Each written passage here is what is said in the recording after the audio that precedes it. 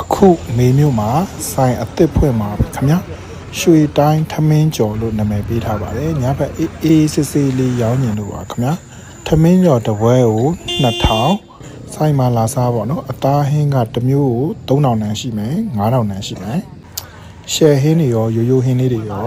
ပြီးလည်းပြီးတော့အရန်ဟင်းတွေကိုလည်း1000နဲ့ရောင်းပေးတယ်ပေါ့နော်အဓိကကတော့လူတိုင်းစားနိုင်အောင်ပါဆယ်တွေလည်းရောင်းတယ်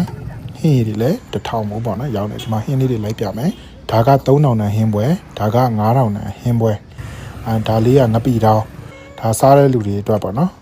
ငပိတောင်းလေးစပွဲပေါ်မှာရှိမယ်နံပါတ်ချင်းရှိမယ်အရန်ဟင်းလေးတွေရှိမယ်အတိုးမြုပ်လေးတွေရှိမယ်ဒါကကြက်သားဟင်းသူက3000တန်တစ်ပွဲဒါကငချောက်ဖုတ်3000သူလည်းဒါကဝတ်သားတစ်ပုံး3000တန်ရောင်းတယ်ပြီးရင်ဒါကစိတ်သားကြောက်ချက်သူက3000ပြီးလဲပြီးရောဆက်မွားကြော်ပေါ့နော်ဆက်မွားကြော်ဒီကောင်လဲ3000ပဲပြီးရင်ဒါရှယ်ဟင်းလေးတွေကတော့9ဦးတစ်ခါတလေမှရတာ9000ပစုံဆိုလဲတစ်ပွဲကို9000ပြီးရင်ဗမာကြက်ကြော်ထားတာလေးရှိတယ်9000သူကဒါတရေပြုတ်ထားတာမှားမကြော်ပေးတာပေါ့နော်အဲ့ဒါရှိပါအရန်ဟင်းလေးတွေကတော့ဟို1000ဒီ1000ဟို1000ဒီ1000ဗျာအဲ့လိုလေးရောင်းမယ်အဓိကတော့ပါဆယ်ပေါ့နော်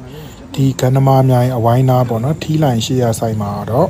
ညနေ4နာရီကနေပြီးတော့9နာရီထိပါဆယ် only ရောင်းမယ်စားကျင်တဲ့သူတွေစားကျင်တဲ့လူတွေဆိုင်ထိုင်စားကတော့ဘယ်ချိန်ရောင်းမလဲဆို9နာရီခွဲကနေပြီးတော့ည12နာရီထိအေးအေးဆေးဆေးရောင်းမှာသူကပန်းလက်ဖက်ရည်ဆိုင်ရှေ့စံပြခွေပြုံးလင်မြို့မှာပါခင်ဗျာအခုမှဖွင့်မှာဆိုတော့လာအားပေးပါ